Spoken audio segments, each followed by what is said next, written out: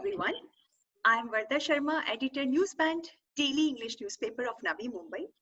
Today we have with us a very young and dynamic Maharashtra State Minister for Industry, Mining, Sports and Youth Affairs, Tourism, Law and Judiciary and Horticulture. She is also the Guardian Minister of Raigad. We have with us Ms. Aditi Tatkare. Welcome, ma'am.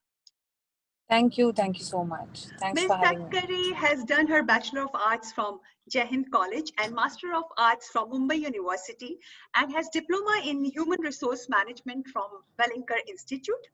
She has been actively participating in social and political activities since 2008 and 9. She joined Rashtravadi Yuvati Congress in the year 2012 and works as Konkan Vibhag coordinator since then. She became the president of Raigad Zilla Parishad in March 2017 and won the Maharashtra Assembly election with whopping majority of 40,000 votes from Srivardhan Vidhan Sabha constituency in October 2019. You have worked as professor at Jai Hind College. Right. So Professor. So why did you think of joining politics? Since I've been born and brought up in a political family, but initially I had no intention of getting into politics at all. I was happy doing my job, and then I tried to venture into some other fields as well. But gradually, somewhere down the line, I got inclined, since I was involved in the political activities like campaigning for my father or campaigning during the local body elections as well. So once you start campaigning, you realize the real issues. You get to meet loads of people, and that's how you get pulled towards the any field for that matter. So that's how I got involved in politics, and it took me good 10 years before I contested the first election. Like, I got involved in politics in the year 2009 2010, and I contested my first election in 2017. So I took my own good time to make sure that I'm ready for it mentally as well. And since it's a huge responsibility, once you contest the election, you're representing that particular constituency. People have expectations from you. You need to adjust your life, your lifestyle, your thinking. You have to completely get into that mode of working for people. You need to study a lot, and just not in terms of books, but in terms of the administrative policies as well, or the practical knowledge as well. So gradually I started realizing that I should be entering politics and try my hand into it. Obviously, since my father, my grandfather and few of my family members were already in it, so it was kind of easy initially for me. But then obviously you have to go through your difficult phase and your hardships, and that first step can be easy or difficult, but then the subsequent steps, it depends on how you take them and how you take it ahead to mark your own way. In our country, even to date, not many women are joining politics. So what advice would you like to give to those who want to join politics but are quite apprehensive? See, I would personally feel that since we have reservations in the local body elections, be it Jilla Parishad, Panchayat Samiti, or be it Gram Panchayat or municipal corporations, we do have 50% reservation for women. So we as society and as government also has taken lots of initiative in getting the participation of women. I think what we need to do is we need to utilize it in a proper way. Like, for instance, I contested my first election from a reserved seat. When I contested Jilla Parishad, I contested it from a seat which was reserved for women. But then I decided to contest assembly, which doesn't come under any kind of reservation. So what I personally feel is, what you do in the first opportunity that you get, uh, gradually gives you a chance to explore and expand your position in that particular field. So I, for instance, got contested Jilla Parishad election and got a chance to work as president at a very early stage. And I utilized that phase to learn. I took that opportunity to learn administration, to learn how things happen in government, or what are the policies, how you can work for uh, I'm so sorry, yeah, how you can work for people, and accordingly then you can have a broader perspective about these things. So I personally feel that women should participate in politics, though I personally feel there are loads of reservations. Family or parents today are quite reserved when they don't want their daughters to enter in politics. But what I feel is, if you want to see a good change in any kind of field, you need to start with it. So when we'll have educated, good people, and more women representing, we'll have a better society to live in. And in the current times, when we see so many domestic violence cases happening around, so many rape cases and other things, all the negativity surrounding women. So I personally feel, if we have more representation, we'll be able to put forth our points in a better way in government. Under Mission Begin Again, almost all the activities have started operation now. But the COVID-19 cases are also on the rise. So what is the current status in Raigad, and how is the government planning to curb and control this? See, basically in Unlock 4 and 5, we've allowed many activities to, begin again. And similarly in Raigad, the industrial area, the sector was the first one to open up 3 or 3.5 months back, which was the requirement of that time. And then now we've allowed the restaurants also to function on 50% capacity. The shops are open, the other activities have begun. There was a spike post Ganpati festival, when we had around 700 to 800 cases like per day. But now from last 15-20 days, we have been able to control that as well. And now the ratio of positivity or the cases is somewhere around 200 to 300 or 350 per day, which has come down. So there are two reasons. Firstly, the health department and the local administration has put effort. And second, I think people have become, aware. If they have symptoms, they contact the nearest medical facility immediately. We've started with one activity under the guidance of Honorable Chief Minister Uddhavji Thackeray Sahib, sir, regarding my family, my responsibility. So that activity has also helped to curb down the numbers. So I think once post October, post this month, uh, post Navratri, we'll see how the government will also analyze the situation on if it can afford to open up everything, along with the local transportation, along with the local buses and trains as well. So that situation will be analyzed. But I personally feel by the start of the November, we will be able to restart each and everything which is closed as of now. With the number of festivals now lined up, we have a number Right. of starting from October onwards till it goes on till December. Do you Right. anticipate any surge in the cases? See, what I feel is post Ganpati, like I mentioned, there was a spike. But Navratri, I personally feel right now the number has been decreasing. If you notice, the number of positive cases in the state as well, from last 10-15 days, it has been decreasing. There was a time we used to have around 24,000 to 25,000 cases per day, which has now come down to 7-8,000, so the average is 10 to 11,000. So I personally feel that yes, the post Navratri, that is going to be again an important time, and Diwali.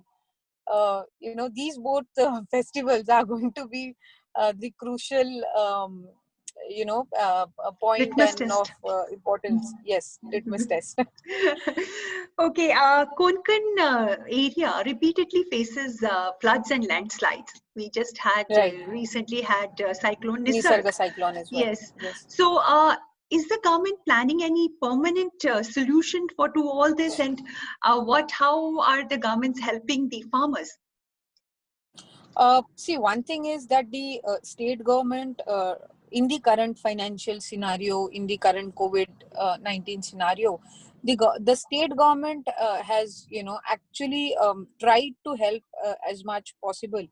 We have had, rigid NDRF norms, which we had to, which we have requested the central government as well to go through a change, since every 4 years the NDRF norms should be changing. When the Nisarga cyclone struck the Konkan region, especially Raigad and Ratnagiri, the first thing we requested the state government is to go beyond the norms and try to help people, because Nisarga cyclone is something which has struck the state for the first time. If you've seen from last quite a few years, the cyclones have been quite frequent in the southern part of our nation and in the West Bengal. But when it comes to our state, something like Nisarga cyclone has struck, after what? I think 100 or 105 years. That's what the record says. So in the coming years, we have to be more prepared for it. What we are trying to do is propose as many as shelter homes possible, as many as electricity resilience possible. The main thing we are focusing on is shelter homes. In the times of crisis, the first thing we realize is we need to shift people to a safer place, which would provide them facility to stay safely for at least 5 to 7 days till we restored the affected area back to normalcy. So these are few things which, and I personally feel the warning timings, alarms, are few things we need to improvise on. The And then there is one thing which we've proposed as a district. We have proposed for a stationed NDRF team in Raigad, so that whenever such crises happen, we always have to get these teams, and it takes 3 to 4 hours for them to reach from Pune to Raigad or to Ratnagiri. So what we have proposed to the government and the SDRF, NDRF, the department as of now, that we need a permanent team to be stationed in Raigad, so that it can be utilized when and ever such kind of incidences happen, and it would actually save the time and transportation. right. The district is also blessed with massive coastline. But Right. the fishing community are still not getting proper dues.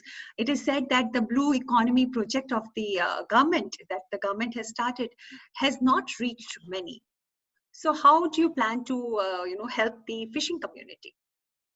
See, basically, if you get to go to see, be it Palghar, Ratnagiri, or Sindhudurg, all these districts have, the main occupancy has been fishing. So I personally feel that yes, like you said, they haven't been, or they have been insisting for quite few things which have been pending with the state and the central government as well. What I personally feel is we need to emphasize more on their basic infrastructure, like jetties, or the markets to be available for them frequently. And uh, they always have this in the recent times, since the climatic conditions have been changing frequently. What is one thing which we've observed is, all of a sudden for a month or two they have to stop fishing. See, uh, the basic time or the months when they can have the period for fishing is around 7 or 8 months. From the month of June till month of September, as it is, they can't go for regular fishing. But from last 2 3 years, what has been happening is there have been too many cyclones near the coastal areas as well, or the warnings, or um, you know um, rains. So they have been facing a lots of problems because of that as well. So what I personally feel is we need to come up with a separate relief package for them as well. Due to Nisarga cyclone, yes, there was a damage which they had to face, and the state government and the NDRF, the central government has tried to compensate. But any kind of compensation, is never a complete compensation, I would say, as such. So a long-term policy for them, or some measures for their long-term sale, or which would be beneficial for them in for long run, should be taken by the department and the government. So I think the state government, as a state government, we need to pursue it more to the central department, so that they can provide us the additional the backup or funds, I would say, to improvise the basic facilities and amenities for the fishermen. You are also presiding over a very eco-sensitive area, that is the Konkan region. However, the area has been witnessing quite a lot of environmental degradation. The environmentalists say that there is wetlands and mangroves are being destroyed in Uran. Even the eco-sensitive zones are being allocated for infrastructural developments. Even the High Court appointed mangrove committee, the orders of this committee is also not being respected. The environmentalists say that there is a need for an overall review of the project and their damage to the nature. Sorry, I just couldn't hear the last. The last one, I said that the environmentalists feel that there is an overall, there is a need for an overall review of all the projects and their, damage to the environment. I personally feel the problem of the mangroves which you mentioned here are more, we've been facing more such kind of issues in Uran, or a little part of Alibag and those places. So yes, there have been some concerns which have been mentioned from quite few days now, and I had personally also requested the government to, in fact, just last week we had a meeting regarding it, on how these eco-sensitive zones, and there are some altercations in the policy also which need to be being brought up, so that we can actually take it on a positive note and work towards it. There are some projects which were approved maybe long back, or before this government was formed, so they need to be reviewed again in terms of, like, major points what you have mentioned here. But I personally feel, when we have something new coming up, the first thing we need to get in contact with or consult with is the environmental department. Since Raigad is one of the most developing districts in terms of the industrial area, or in terms of we have a new airport which is coming up there, then we have JNPT in Uran, and then activities which are related to the port and the other things as well. So I personally feel that yes, like you mentioned, all the suggestions from the environmentalist or the department should be taken and reviewed on a serious note. So we have basically requested Honorable CM and DCM as well to look into it and ensure both things. First, we have so many things coming up in the district which needs urgent attention as well, and we don't want to give an impression that we do not want any outside or investment. So we have to basically maintain the balance of being project friendly but as well as nature friendly. So these are the two things, and above all, I personally feel that the localites should not get affected wrongly from the development which is coming in the district or in a certain area. The blocking of free flow of intertidal of water by illegal landfill of wetlands is causing flooding of agricultural lands as well as low-lying areas, especially in Pen and Uran. This is a serious ecological crisis. Specifically in Uran, Pen and Uran. Yeah, and the water regarding? They block the intertidal free flow of intertidal water by illegal landfill of wetlands. This is what the environmentalists have been saying all this along. Okay. No, to be very honest, I haven't been. There have been few complaints from Pain. I haven't heard from Uran as of now, at least. But to be very honest, I haven't taken any, any detailed discussion regarding this as of now. So I wouldn't be able to like comment on it on a detailed note. To be very honest, because I have personally never, come across or pursued this issue.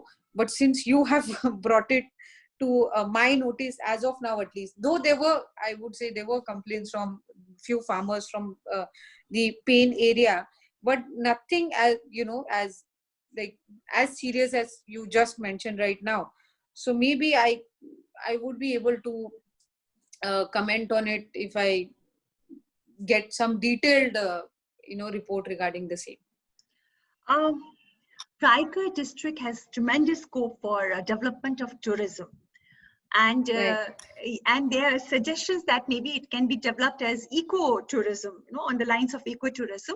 And the former Konkan Divisional Commissioner had proposed the development of mangrove parks along the Konkan coastline. Right, right. But that was not taken up. So, and another suggestion is maybe, Panji wetlands can be declared as bird sanctuaries. So, what Right. steps are you planning to take regarding this?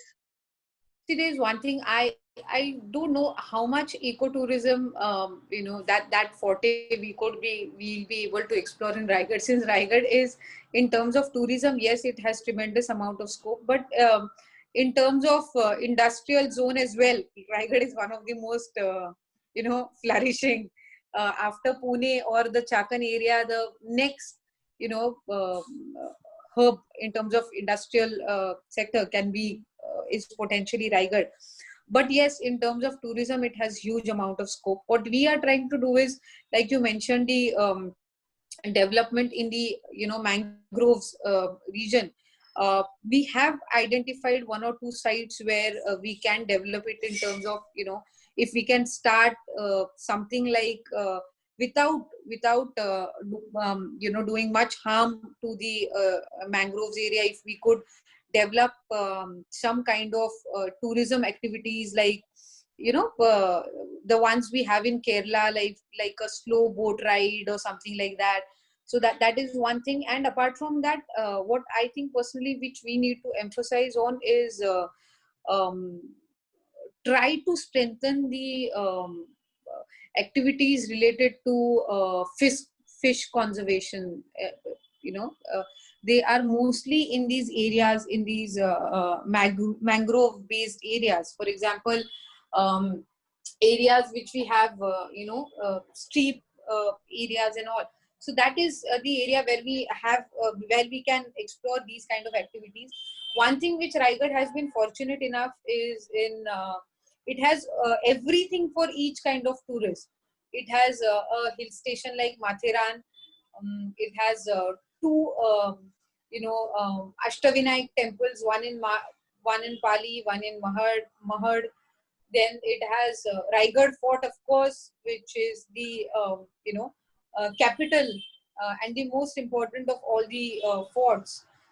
It has coastal line beaches, beautiful beaches like Alibag, Nagaon, Varsoli, or Murud Kashid, or Srivardhan, Hareshwar, and Divyagar. So there is everything, and we have a heritage, recognized site in Gharapuri, Uran.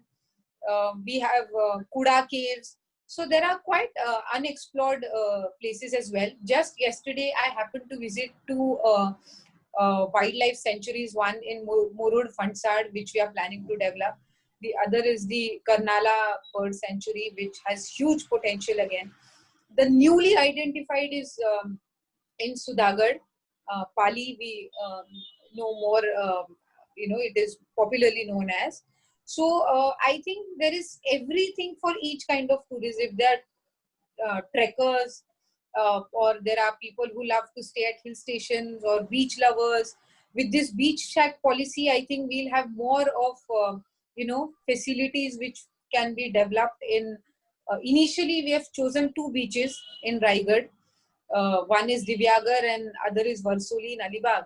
So we'll see it as pilot project, how we can develop in terms of that.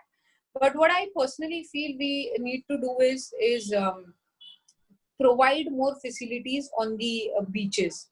We need to develop there more, be it Alibag, be it Murud or Srivardhan. We need to develop the beaches. We need to start more water sports activities there so that we can have more, tourists. Mostly the young lot loves adventure and water sports, and at the same time we need to maintain the culture there as well, since people have been trying to conserve it from a long time now. Yeah, and what one thing as a district we need to ensure is promote our promote our tourism destinations such that the tourists should feel like staying in the district at least for 2-3 days minimum. Only then we'll be able to generate some kind of, revenue, and we would be able to actually get more and more people, promote more and more people in in-house tourism. Like the bed and breakfast concept is quite prevalent in Konkan, but we need to give some kind of incentives to them. Sorry, we need to give some kind of incentives to them. We need to give them, recognition as like we, give it to the other industrial sector. So that is one thing I personally feel needs to be done. Konkan as a region has huge potential in terms of tourism. It's just that government should give it, the due importance, and try to explore more and more. I would personally like to mention the coastal road as well, which has been approved by government in this the budget which was presented by Honorable DCM Ajit Dada, where he has given an approval to the Revas Reddy coastal road. I think once that sets through, it would be tourism, I mean, a destination in itself. I see. And you are also in charge of sports. We know Right. that there is no dearth of talent in our region. Only thing missing is the infrastructure of facilities.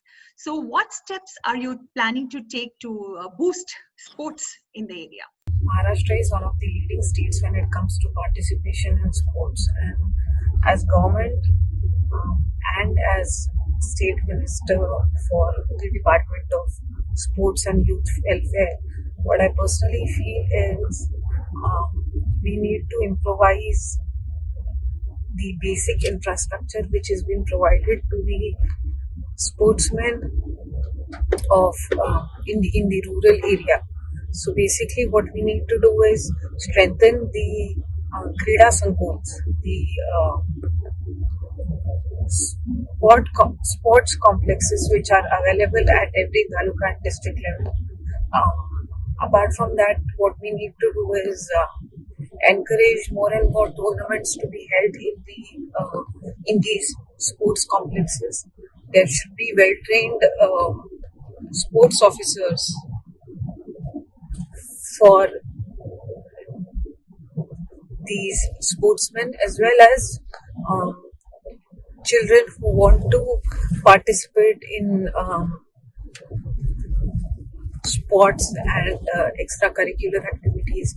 What I personally feel is we have always been neglecting the most important aspect of this sport.